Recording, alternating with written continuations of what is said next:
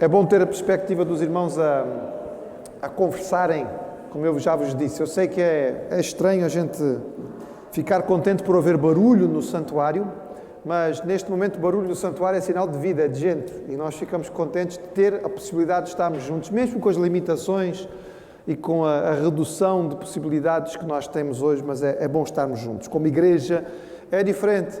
Com todas as tecnologias que são interessantes e úteis, e nós somos gratos a Deus por elas, não é a mesma coisa. Nós temos a possibilidade de estarmos juntos, é diferente. E é bom estarmos como igreja do Senhor. Vamos então entrar no nosso tempo de culto e de adoração ao Senhor, aproveitando o nosso prelúdio. É um momento criado especialmente para isto, para preparar o nosso coração. Nós chegamos muitas vezes agitados e ainda temos outras coisas na cabeça. Vamos focar. O que é que viemos aqui fazer? E este é o tempo para fazermos isto. Então, silenciosamente e individualmente, vamos preparar o nosso coração para este tempo de culto ao Senhor.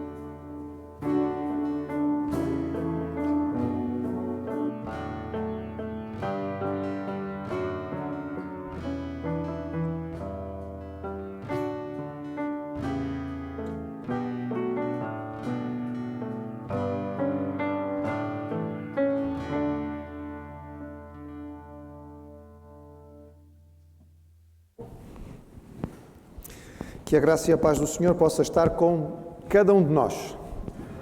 Nós vamos louvar o nosso Deus, exaltá-lo hoje pelas suas bênçãos, mas de uma forma particular nós vamos pensar na bênção que representa a Igreja, o corpo de Cristo, a família no Senhor, agradecendo a Deus pela realidade que esta família representa e na responsabilidade que nós temos. Apesar do privilégio ser grande, temos também uma responsabilidade e o que é que isto implica para nós. E nós vamos começar lendo a palavra do Senhor num dos textos mais significativos sobre esta realidade de unidade da Igreja em Cristo. Segundo o apóstolo Paulo escreveu aos Efésios, no capítulo 4. Eu vou convidar os irmãos para, de pé, nós fazermos esta leitura de forma responsiva, conforme ela vai estar projetada. Diz assim Paulo escrevendo aos nossos irmãos ali em Éfeso: há um só corpo e um só Espírito, como também fostes chamados em uma só esperança da vossa vocação.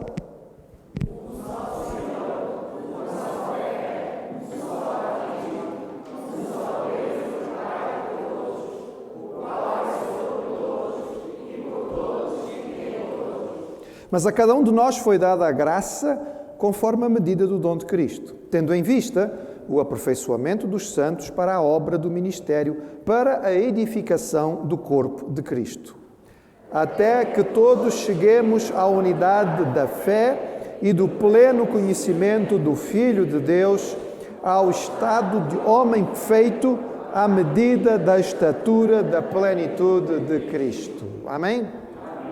Este é o propósito de Deus para as nossas vidas. Este é o alvo do Senhor para nós. Que nós possamos chegar, diz o último versículo, a estatuto, não é? Ao nível de Jesus. Nós estamos a ser formados para podermos chegar lá. E a Igreja é parte deste processo. Na Igreja nós nos auxiliamos uns aos outros. Nós recebemos dons diferentes para, ao exercermos os nossos dons e os nossos talentos, auxiliarmos o nosso irmão, a nossa irmã, a crescer. E juntos, nós temos como alvo ser iguais a Jesus. Coletivamente, nós temos como alvo cumprir a sua missão aqui na Terra. Isto é bonito E isto é extraordinário, porque faz parte do mistério, digamos, da ação do Senhor em nós. Para isso Ele transformou a nossa vida, por isso nós nascemos de novo. Ele fez um transplante cardíaco. É uma das imagens bíblicas a respeito do que acontece connosco. Engraçado que ela está no Antigo Testamento, não no Novo. Mas há um transplante cardíaco. O Senhor nos tira um coração de pedra e nos dá um novo coração. Dócil, voltado para Ele, desejoso de cumprir a sua vontade. E é isto que nós vamos cantar agora. Recebi um novo coração do Pai. Coração regenerado, coração transformado, coração que é inspirado por Jesus. Louvemos ao Senhor.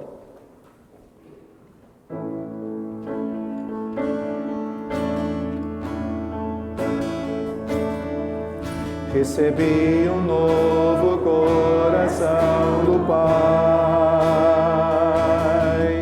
coração regenerado, coração transformado, coração que é inspirado por Jesus. Como fruto deste novo coração,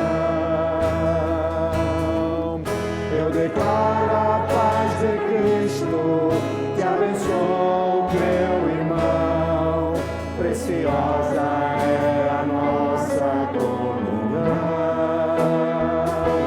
Somos corpo e assim bem ajustado, totalmente ligado, unido, vivendo em amor, uma família. Sem qualquer falsidade, vivendo a verdade, expressando a glória do Senhor, uma família, vivendo o compromisso do grande amor de Cristo. Eu preciso de ti, querido irmão, precioso és para mim, querido irmão.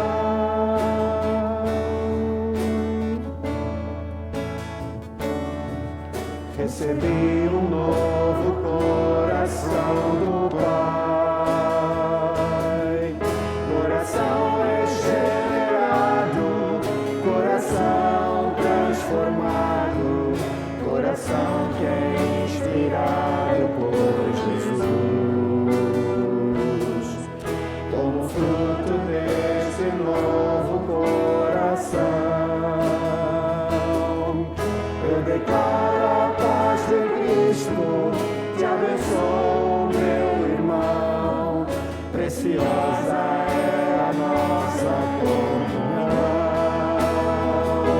Somos corpo e assim bem ajustado, totalmente ligado, unido, vivendo em amor, uma família, sem qualquer falsidade, vivendo a verdade, expressando a glória do Senhor, uma família, vivendo o compromisso do grande amor de Cristo.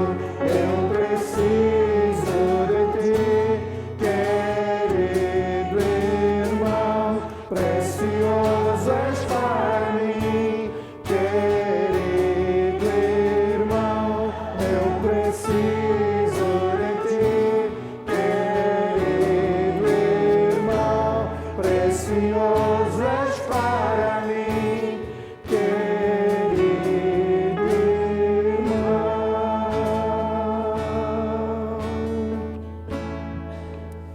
Talvez alguns possam olhar para a letra que nós acabamos de cantar e dizer assim: oh pastor, é bonito, mas é assim, é um bocado utópico, né? Esta história de família, sem falsidade, todos unidos, todos muito juntos, é um bocado utopia, não é? Um bocado de fantasia, um bocado... Irmãos, a palavra não nos fala sobre fantasia. A palavra nos fala sobre a verdade daquilo que é a ação do Senhor em nós. A Bíblia nos diz que nós continuamos nesta vida caminhando para a santidade, mas que ainda não somos perfeitos. O apóstolo Paulo foi honesto quando ele expressou a sua própria luta interior e ele dizia: olha, eu às vezes faço o que não quero. E às vezes o que eu quero não consigo fazer. A Bíblia não nos engana, irmãos, e não nos fala sobre isto como se fosse uma coisa que realmente está muito difícil e impossível de alcançar. A Bíblia nos fala sobre a verdade e a realidade daquilo que é possível. O Senhor pode fazer isto em nós e tornar a Igreja de Cristo corpo unido, ajustado, por causa da ação do Espírito em nós. Não tem a ver com a minha capacidade, não tem a ver com o seu merecimento, tem a ver com a ação do Espírito Santo em nós. É o amor do Senhor derramado em nós que pode mover o nosso coração, quebrar o nosso orgulho, o nosso egoísmo, o nosso egocentrismo e nos fazer olhar para o nosso irmão com compaixão, com misericórdia e ter a capacidade de o auxiliar, assim como ele faz comigo. Isto é possível, irmãos. Isto não é fantasia nem utopia. Isto é a ação do Senhor em nós. E por isso nós podemos e devemos cantar. Somos um pelos laços do amor. Por aquilo que o Senhor tem feito em nós, como Deus de amor, que nos molda à sua imagem, nós podemos cantar isto. E nós vamos cantar novamente e vamos louvar ao Senhor, pensando nesta realidade da Igreja e rogando ao Senhor enquanto nós cantamos, que isto seja uma verdade para cada um de nós e para a nossa Igreja coletivamente.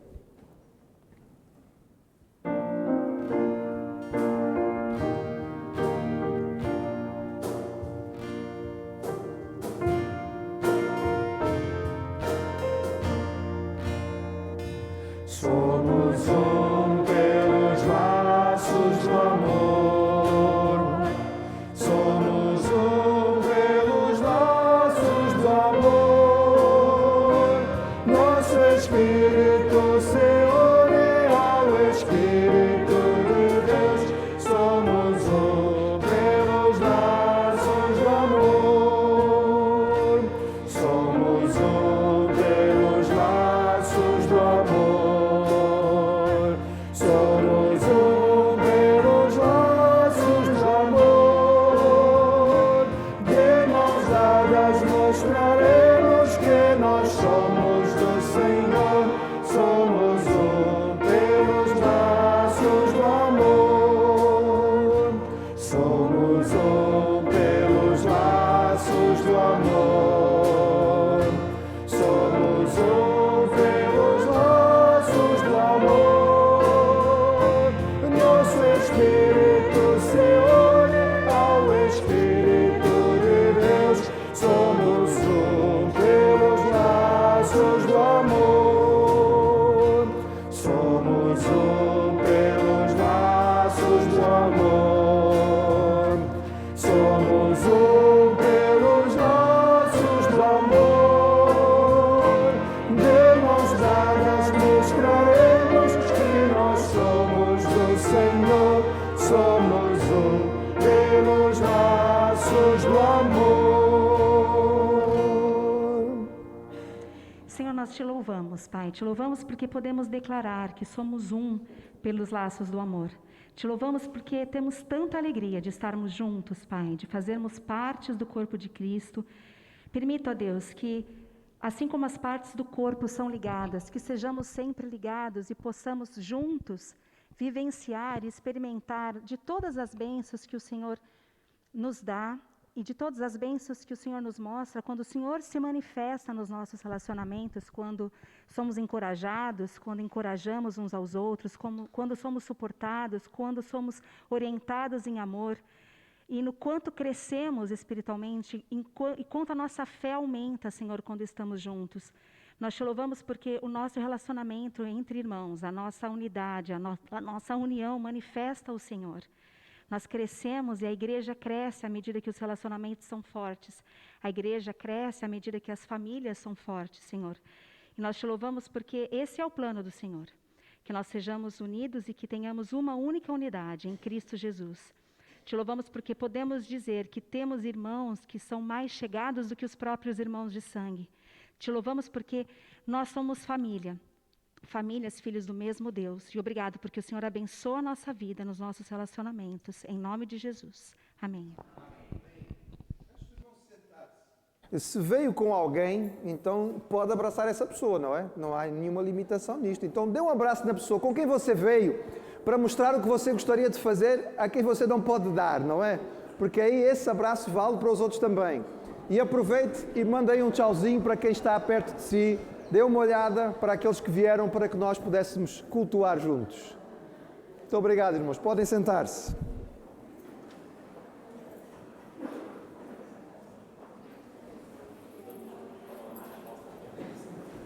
Nós estamos com algumas limitações, entre elas, os irmãos sabem, não estamos a fazer recolha de ofertas físicas, mas se o irmão trouxe a sua oferta física, muitos irmãos estão a contribuir através da internet de várias maneiras, mas se o irmão trouxe uma oferta física e quiser deixá-la, à saída há envelope e o gasofilácio onde o irmão pode colocar a sua oferta. Lembrar também que se o irmão quiser e puder trazer algo para participar da elaboração dos cestos de alimentos, nós estamos a recebê-los, não é? Estivemos aqui com alguma limitação, mas venha, traga bem fechadinho dentro do seu saco plástico e coloca ali à entrada ao lado direito para que nós possamos, não é, continuar a ajudar aquelas famílias que temos auxiliado durante este tempo. Lembrar aos irmãos que estamos pouco a pouco voltando às nossas atividades presenciais. A escola dominical está a funcionar com os nossos mais pequeninos, também com os juniores. Eles têm vindo com muito entusiasmo e alegria porque sentiam falta de poder estar juntos dentro da classe e tem sido muito bom para eles. Nós iremos recomeçar os cultos de oração especiais dos sábados, aquele culto quinzenal, das 10 às 2 da tarde. Portanto, os irmãos que quiserem, dia 5 de setembro será o reinício. Portanto, dia 5 de setembro, neste sábado, 5 de setembro, teremos a primeira reunião novamente, a partir das 10 horas aqui no primeiro andar.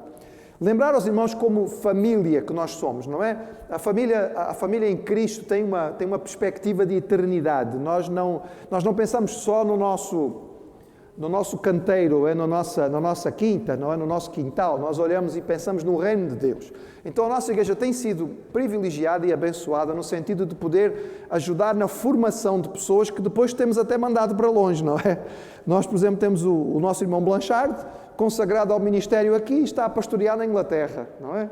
Próximo fim de semana vai ser o concílio e a consagração do irmão Emanuel. Emanuel foi preparado aqui, Manuel Guerreiro, ele foi discipulado entre nós, foi batizado entre nós, ele cresceu aqui conosco, digamos, e depois voltou para a sua região, está ali junto à Igreja Batista em Albufeira e ele vai passar pelo concílio e acreditamos consagração no próximo fim de semana. Então, lembrem de orar pelo Emanuel, nós estaremos lá, podemos participar desta festa também. Lembrar aos irmãos que o irmão Adilson, que esteve aqui não é tantos anos connosco, aqui desenvolveu o Ministério do Ensino como professor de escola dominical, aqui também trabalhou em várias outras áreas, como diácono, neste momento está a auxiliar a Igreja Batista ali em Louros e em breve também poderá passar pela sua consagração. É a igreja crescente, não é? Alcançando outros lugares e nós não devemos ficar tristes, nós não perdemos nada, irmãos, nós crescemos. Estamos abençoando outros, isto faz parte da multiplicação. E deve ser com alegria que nós olhamos para estas situações e louvamos ao Senhor por isto. Então eu vos convido mais uma vez a orarmos, pedindo ao Senhor que abençoe a estes irmãos de uma forma muito especial nestas suas áreas de ministério e que nós como igreja possamos continuar a ser usados pelo Senhor para preparar obreiros para o campo. Senhor, nós te agradecemos pelo tempo que podemos ter como igreja e pelo fato de, neste momento, podermos estar reunidos, mesmo com as limitações. Obrigado, Senhor, por aqueles que aqui puderam chegar. Nós oramos louvando o Teu nome, pela bênção que a igreja tem tido, de formar obreiros e poder usá-los, Senhor, mandá-los para o crescimento do Teu reino. Nós rogamos pela vida do Emanuel, pedimos, Senhor, nesta semana tão importante em que ele se prepara para o seu concílio, que ele tenha a Tua paz, que ele possa estar realmente concentrado em Ti e nós possamos ter a alegria de ver o seu concílio e a sua consagração no próximo fim de semana. Continuamos a pedir a Tua bênção para o Adilson nas suas responsabilidades junto à igreja ali em Louros, que ele esteja continuamente a ser capacitado por Ti, Senhor, para o ministério. E agora, Pai, que vamos abrir a Tua palavra. Nós rogamos, Tu falas aos nossos corações. Usa, Senhor, instrumento humano, mas que sejas Tu a falar connosco. É o que Te pedimos em nome de Jesus. Amém. Todas as viagens têm um fim. Há um primeiro passo, segundo. Algumas viagens são mais curtas do que outras, algumas podem ser longas, mas em princípio todas as viagens têm um fim. E hoje nós vamos terminar uma viagem que começamos em fevereiro de 2018. Em fevereiro de 2018 eu anunciei aos irmãos que nós iríamos começar a trabalhar o Sermão do Monte e olhar para este grande sermão de Jesus com calma, com tranquilidade, procurando realmente ir um pouco na profundidade e entender o que este sermão tinha para nós. Os irmãos, naquela altura e ao longo daquele ano, talvez alguns irmãos estavam à espera que houvesse 2, 3, 4 mensagens e de repente começaram a perceber que isto ia ser longo. E alguns me perguntavam, e quanto tempo, pastor? Eu dizia, irmãos, não sei. Não estou preocupado com o tempo, estou preocupado com o ensino. Estou preocupado que nós possamos tirar proveito daquilo que a palavra de Deus tem. E realmente passou-se 2 anos e meio, irmãos. E eu vos digo que para mim, como aquele que teve a responsabilidade de preparar e trazer aos irmãos, eu já quase olho com saudade, não é? Quase com saudade, posso dizer, porque esta palavra é extraordinária. E esgotamos o tema? Não, irmãos, não esgotamos. Vimos com algum pormenor, sim, fomos versículo a versículo, vendo o ensino extraordinário que Jesus nos deixou. E hoje nós estamos terminando esta viagem. Depois de analisar expositivamente a passagem, nós algumas semanas estamos a fazer uma espécie de conclusão. Vimos mais uma vez o que significava o ensino de Jesus e como neste sermão nós vemos claramente Jesus com uma convicção plena de ministério, convicção plena de quem era o Messias, Deus entre nós. E através deste sermão ele fala com uma autoridade e ele declara a sua autoridade como sendo Deus encarnado. Semana passada nós pensamos um bocadinho na nossa cultura atual e vemos como ponto a ponto da cultura que estamos a viver, da realidade atual, não é? De hoje, que estamos a ser pressionados, como Jesus nos responde a cada ponto da cultura atual, através daquele ensino sublime do início do seu sermão, nas bem-aventuranças. Eu hoje, irmãos, quero olhar para este sermão ainda mais uma vez, para fechar, digamos, e pensar nele, na sua implicação para nós como igreja, como comunidade, como família do Senhor. O que é que este sermão nos diz neste sentido? O conjunto daqueles que são descritos pelo Senhor como os felizes de Deus, os bem-aventurados, estes que têm uma postura tão diferente, iam ser perseguidos, disse Jesus.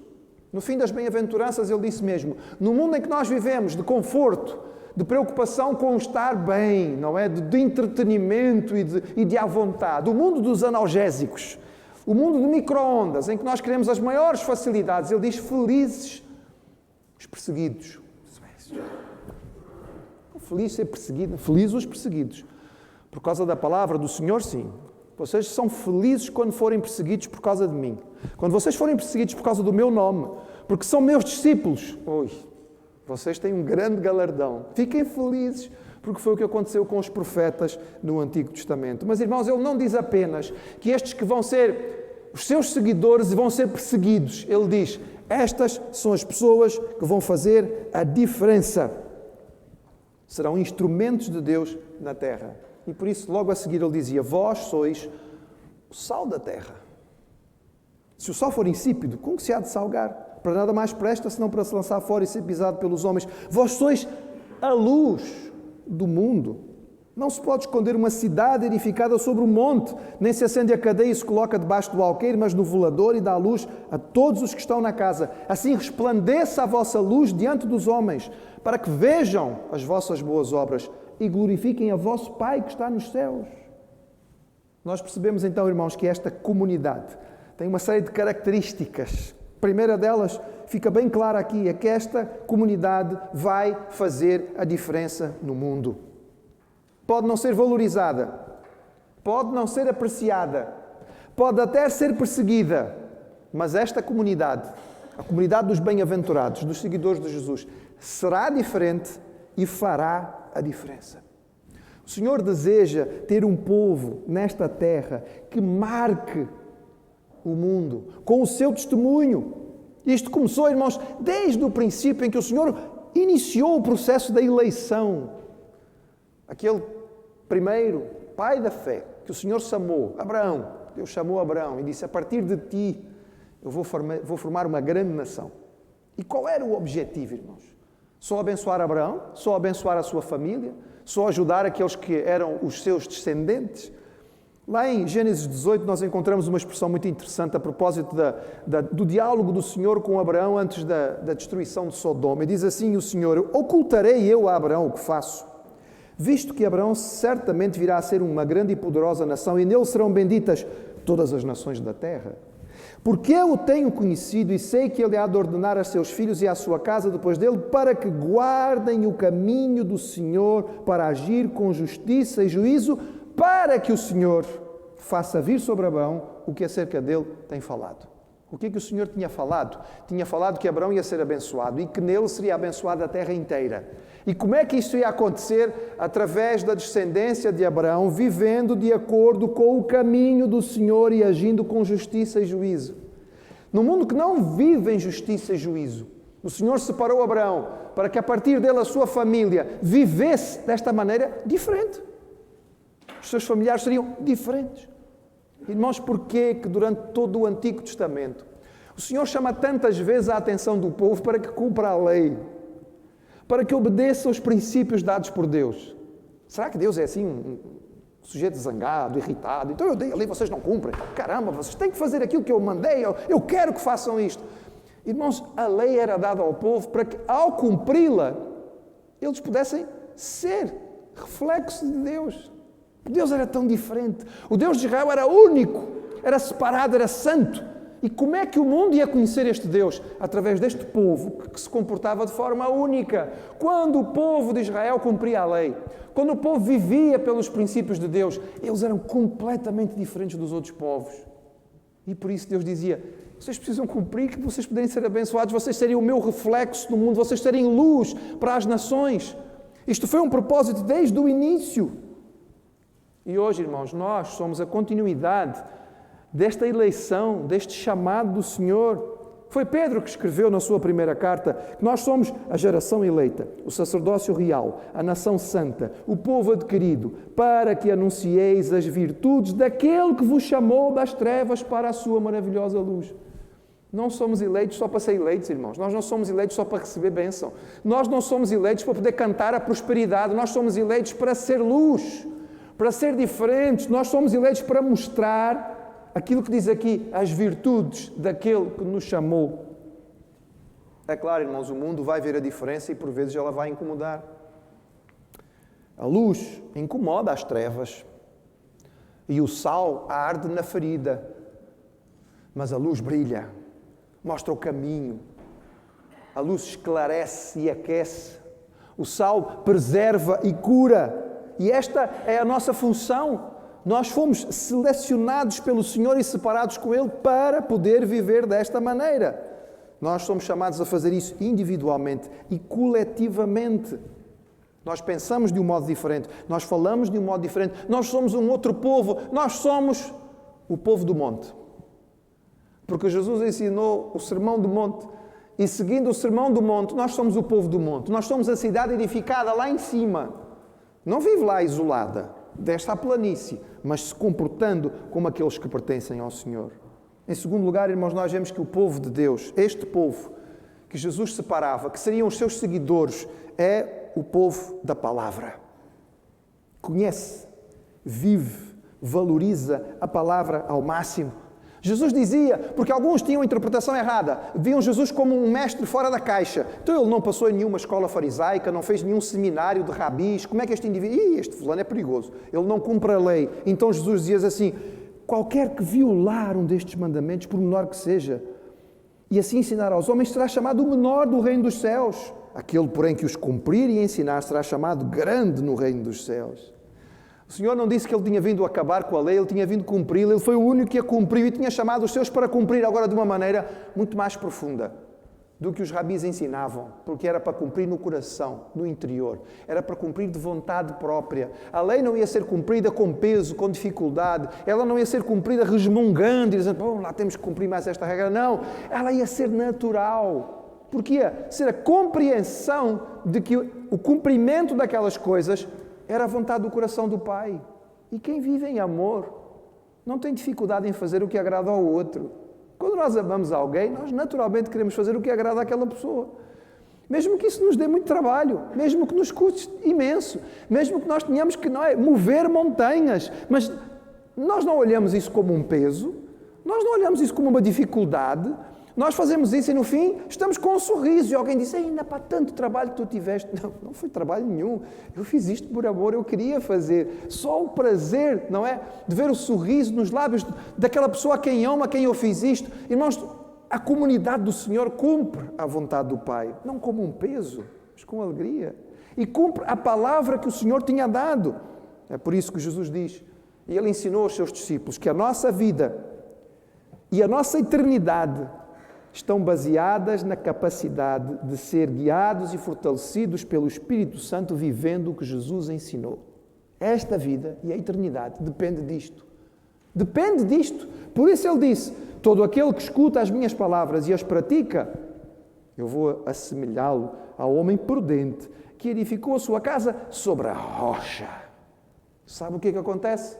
Vai vir a tribulação. Vai. E quando ela vier, desta chuva, correm rios, sopram ventos, combatem a casa. Não cai. Não estremece. Não é? Assobia ali um bocadinho na janela, que havia uma frestazita, mas de resto, fica firme, porque está edificada sobre a rocha. A Igreja do Senhor, a comunidade dos servos do Senhor, tem a palavra como central. Ela é primazia na vida. A Igreja de Jesus, segundo o Sermão do Monte, é uma comunidade de relações verdadeiras, genuínas, abertas e abençoadoras. Esta comunidade nós não julgamos de forma precipitada, porque foi Jesus que ensinou. Mas cada um começa por se avaliar a si mesmo. A comunidade dos servos do Senhor, toda a gente tem espelho. E olha no espelho primeiro. Antes de poder fazer qualquer coisa em relação ao outro, antes de poder apontar o dedo.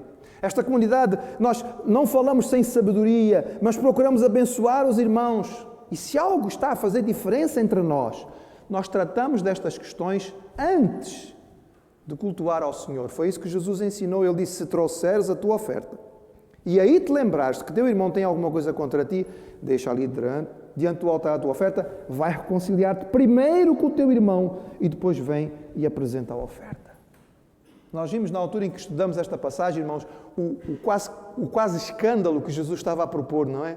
É um indivíduo que veio, deslocou-se, veio de uma aldeia não sei onde, andou 3 dias, trouxe o seu carneiro, passou pela seleção, finalmente chegou a sua hora, ele está ali na fila, não é, do sacrifício no santuário, e finalmente ele consegue subir, chega no sacerdote, vai entregar a ovelha para o sacerdote matar, e não resolvi aquele problema que eu tenho com o Manel. Opa.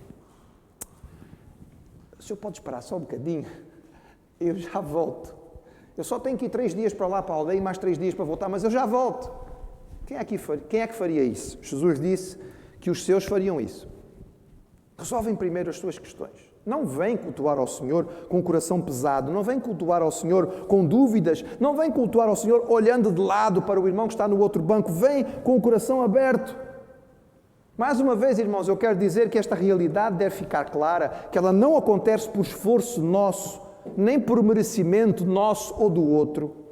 A nossa comunhão não é fruto da nossa capacidade, porque nenhum de nós consegue, só por si, viver esta paz que Jesus ensina.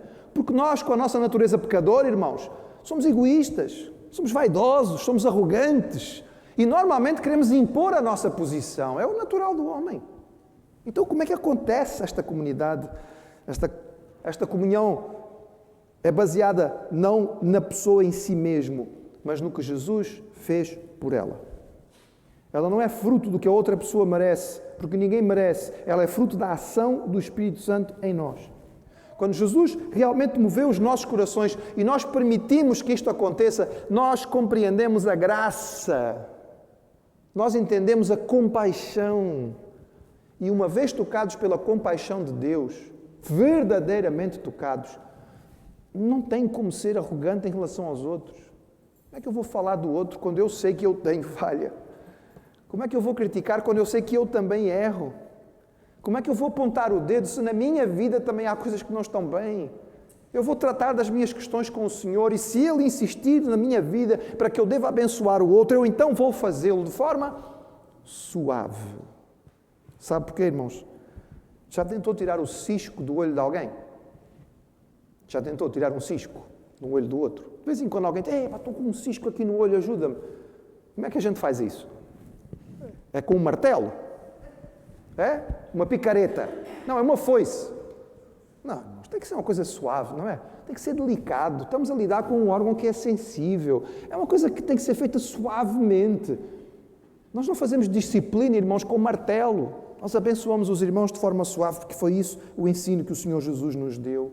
Esta comunidade que Jesus ensinou é uma comunidade que tem um culto público, mas este culto público é reflexo de uma vivência pessoal, íntima, própria com Deus. Jesus gastou algum tempo neste sermão a explicar isto. Ele diz, nós jejuamos, oramos, abençoamos, mas como resposta de um culto pessoal, íntimo com Deus.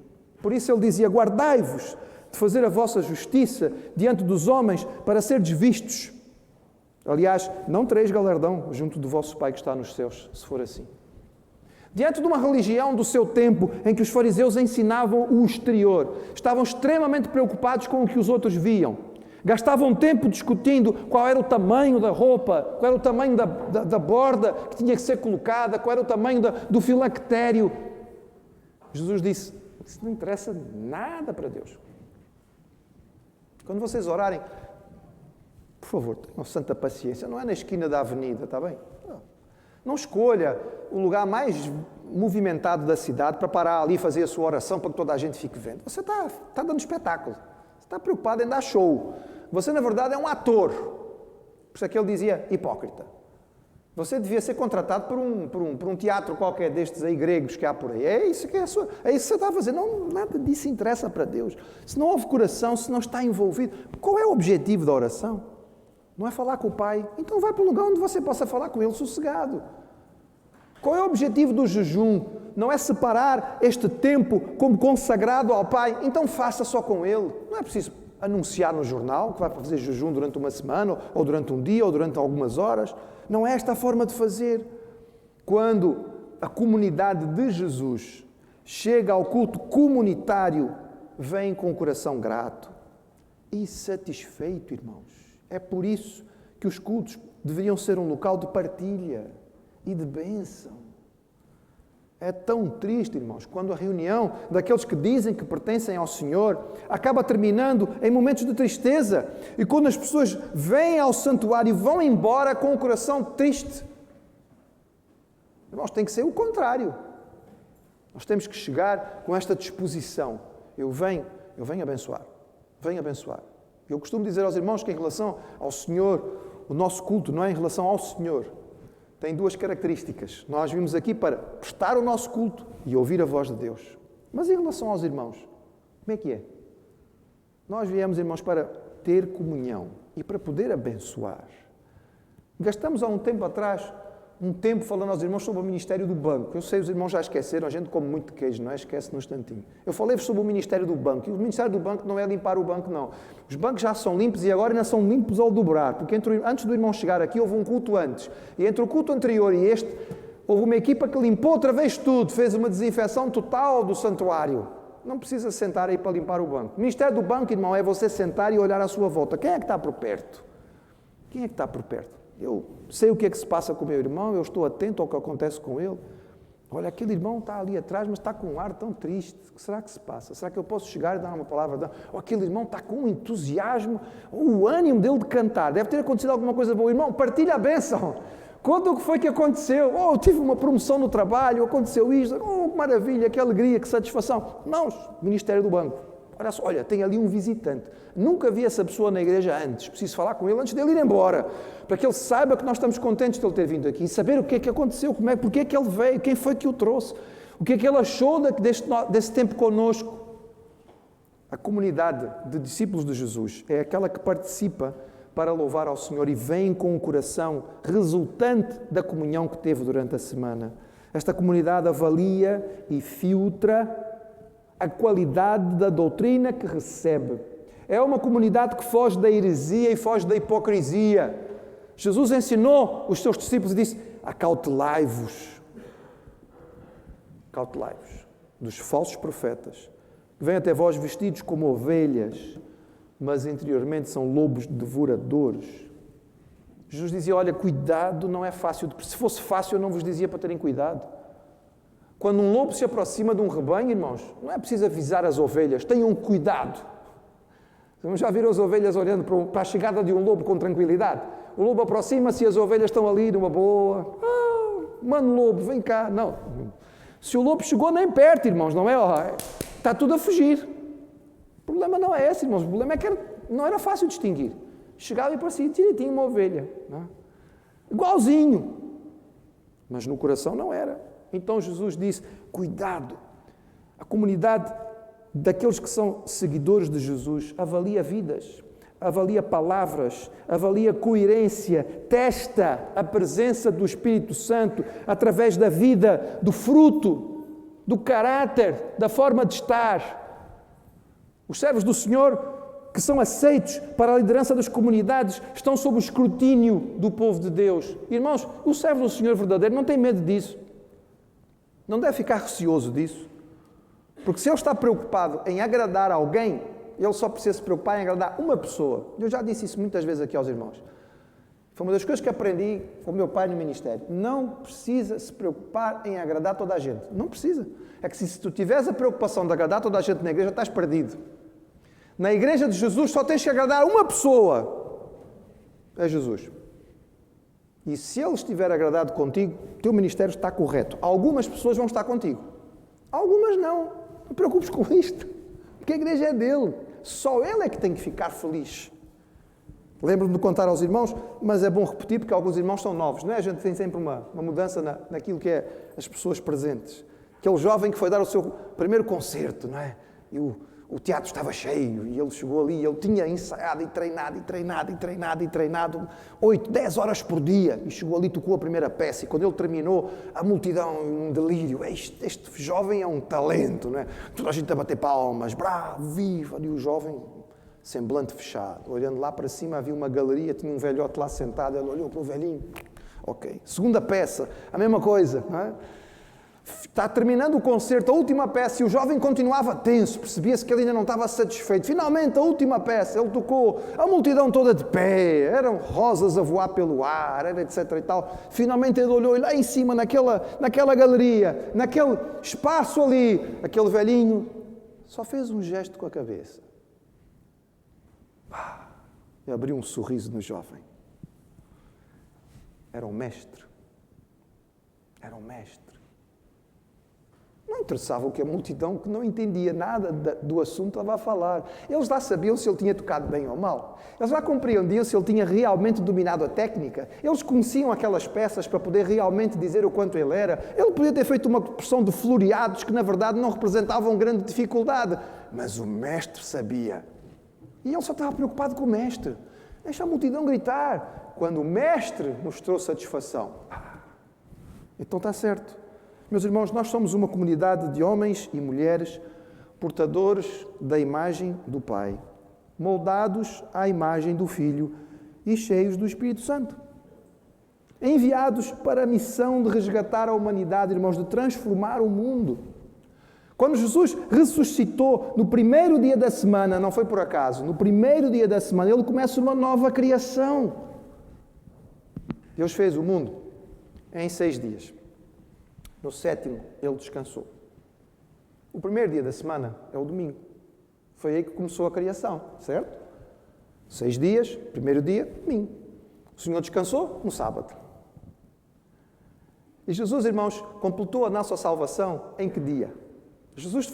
Deus fez a criação em 6 dias. Terminou a criação na sexta. E no sábado, descansou. E no domingo, começa uma nova semana. Jesus completou a obra da nossa salvação em que dia, irmãos? Na sexta-feira. No fim do dia. Porque o fim do dia, da sexta-feira para o judeu, terminava às 6 da tarde. E às 3, Jesus entregou o seu Espírito ao Pai. No sábado, ele descansou. E no domingo começou algo novo, irmãos. Começou uma nova criação, começou uma nova humanidade, que somos nós. Assim como inicialmente Deus fez o homem do pó da terra, chegou lá e soprou o Espírito de vida. O que é que Jesus fez no primeiro encontro que ele teve com os discípulos depois de ressuscitar? Lembram-se, irmãos? Está lá em João. Diz que Jesus chegou no meio deles e disse, paz seja convosco. E soprou sobre eles e disse, recebam o Espírito. Irmãos, a sequência é natural. É só nós olharmos para ela e nós percebemos o que é que o Senhor tem para nos dizer. Quando Jesus ressuscitou, Ele começou esta nova comunidade que somos nós. O homem foi criado à imagem de Deus e nós agora somos reformados, recriados, transformados, regenerados à imagem de Deus no Filho, que é Jesus. Porque este é o nosso alvo, esse é o nosso objetivo, esse é o caminho para o qual nós seguimos, é onde nós queremos alcançar. Os pregadores da modernidade, está aí à nossa volta, compreenderam que a humanidade tinha falhado, mas a interpretação sobre a falha foi completamente errada. Karl Marx entendeu que o problema era dinheiro, era riqueza, havia má distribuição da riqueza. Então, acerta a distribuição da riqueza e vai ficar tudo bem. Ele não entendeu nada, foi sobre mordomia, nem sobre satisfação. E o mundo tem tentado, em muitos lugares, fazer aquilo que ele ensinou, não funciona, porque não era esse o problema principal. Nietzsche entendeu que o problema do homem era a falta de poder. Então ele trabalhou para que a humanidade pudesse recuperar o poder e hoje cada vez mais vivemos obcecados por isto. As pessoas querem poder mandar na sua própria vida, fazer as suas próprias escolhas como se isso fosse a definição final. Se eu puder escolher, então aí tudo bem. As pessoas hoje querem escolher até o género ao que pertencem. Quando nascem, irmãos, nasce claramente uma coisa ou outra. Ou veio macho ou veio fêmea. Não, mas agora não. Agora nós queremos ter o poder de poder fazer a nossa própria escolha. Mensagem da serpente lá no jardim. Não é bem assim. Entendeu erradamente qual era o foco da adoração, porque a adoração é a Deus. É Ele que tem todo o poder e não nós. Freud, irmãos, entendeu que o problema todo era sexo. O sexo reprimido, as pessoas não podem se expressar. Então o homem virou um bicho. Hoje em dia é animal. Tudo é lícito, tudo é possível. Não entendeu nada sobre a verdadeira comunhão, sobre a intimidade genuína que Deus ofereceu e que nós só encontramos nele. O homem se curva sobre si mesmo, procura uma solução dentro de si e não encontra. A maravilha do Sermão do Monte, irmãos, é que Jesus nos declara o reino de Deus. E Ele diz, está a vir de fora. O reino de Deus está chegando entre vós. Recebam aquilo que o Senhor tem para vos oferecer. Havia muitas tentativas no tempo de Jesus de encontrar a solução. Jesus não aceitou nenhuma delas e não seguiu nenhuma delas. Os essênios, na época de Cristo, fugiam. Era um movimento monástico. Fugiram lá para o deserto. Temos que nos afastar de tudo e de todos para poder viver o reino de Deus. Não era isso. Não foi isso que Jesus ensinou. Vocês são sal, têm que estar lá no meio. Vocês são luz, têm que estar no meio das trevas. Os zelotes eram furiosos. Queriam era matar os romanos todos. Porque se nós nos livrarmos dos romanos, aí ficamos bem. Também não era através da violência. Jesus diz, a vingança só traz mais vingança. Maldito aquele que vive pela espada. Os fariseus achavam que era o rigor religioso e tinham-se agarrado tanto à regra da lei que tinham perdido toda a comunhão com Deus. Também não era isso que Jesus queria. Os saduceus, os herodianos tinham-se conformado. Vamos aproveitar o melhor que o mundo dá. É isso que nós podemos fazer. Aproveita melhor, aproveita, não é? Adapte-se bem e a coisa vai-lhe correr bem. Também não foi o que Jesus fez, porque Ele não aceitou aquilo que eles estavam a oferecer. O que Ele trouxe foi totalmente novo. Novo. Nova aliança, novo testamento, nova criação. Criados por Deus e para Deus. Nós somos salvos por Jesus para poder voltar ao jardim, irmãos. Voltar ao jardim. A caminhada íntima com o Senhor a cada momento. Conhecer a Deus. Refletir a sua glória. Conhecer uns aos outros e aprender a ver a manifestação de Deus no próximo. Há coisas que o Senhor vai mostrar, que eu só vou ver, irmãos, e entender na vida do meu irmão. Já percebeu isso alguma vez? Há coisas que o Senhor quer lhe ensinar e quer me ensinar a mim, que eu vou aprender, é através do meu irmão. É através da minha irmã. É o outro que, através da sua forma de estar e de viver, na sua comunhão com o Senhor, vai receber e vai transmitir. E eu só vou aprender quando eu fizer isto. Esta é a maravilha da igreja, irmãos, é que nós não somos todos iguais. E não temos que ser todos iguais. Temos dons, temos talentos diferentes, temos personalidades, temos caráter diferentes. Mas cada um de nós, se fizer a sua parte de buscar a comunhão com o Senhor para refletir a sua glória, vai mostrar aspectos novos, diferentes, extraordinários do nosso Deus, porque Irmãos, Deus é grande demais. Ninguém de nós pode ter a ousadia de poder dizer, não, eu reflito tudo o que é possível sobre Deus. Quem somos nós? Só consigo refletir um bocadinho. Então, se eu quero conhecer mais, eu preciso ver o reflexo que vai nos outros. E juntando estas peças todas, irmãos, nós temos esta coisa extraordinária. Corpo de Cristo. Somos nós. A continuidade da encarnação. Ele veio, encarnou, viveu aqui, terminou o seu ministério, subiu. E ficamos nós. Somos o seu corpo. Continuamos o seu trabalho. Nenhum de nós é o corpo inteiro. Somos só um pequenino membro. Somos só uma parte. Mas juntos, nós somos chamados para fazer esta diferença. O Sermão do Monte é o sermão do povo. O sermão do reino de Deus. Mas o sermão do povo de Deus. Este povo diferente. Este povo extraordinário. Este povo que o mundo não vai entender. O autor aos Hebreus vai dizer mesmo, o mundo não é digno deles. Mas vão fazer a diferença. Será um instrumento para mostrar quem Deus é, refletir a sua glória, mostrar as suas virtudes. Instrumento de Deus para completar a sua missão de resgatar a humanidade. É isto que nós somos, irmãos. É isso que nós somos. E é bonito, não é? Não é extraordinário fazer parte disto? Não é maravilhoso estar envolvido neste projeto? Poderia haver propósito maior para as nossas vidas, irmãos? Quando nós percebemos que isto ultrapassa tanto, às vezes a mesquinhez das nossas preocupações é muito grande e eu faço parte disto, não é porque mereço, é pela graça do Senhor. Mas eu quero fazer parte, eu quero completar a minha parte, eu quero fazer bem, ter a alegria de chegar à presença do Senhor e ouvi-lo dizer, bem está, servo bom e fiel, um pouco foste fiel, no muito te colocarei. Somos rebanho do Senhor, um só rebanho, um só pastor, uma só fé, um só Salvador. E é isso que nós vamos cantar agora. Tendo lembrado aquilo que o Senhor nos ensina, tendo recordado a sua palavra, o valor e a importância da sua igreja, que nós possamos cantar isto com esta alegria e com esta satisfação. Eu convido os irmãos para ficarmos de pé e podermos cantar.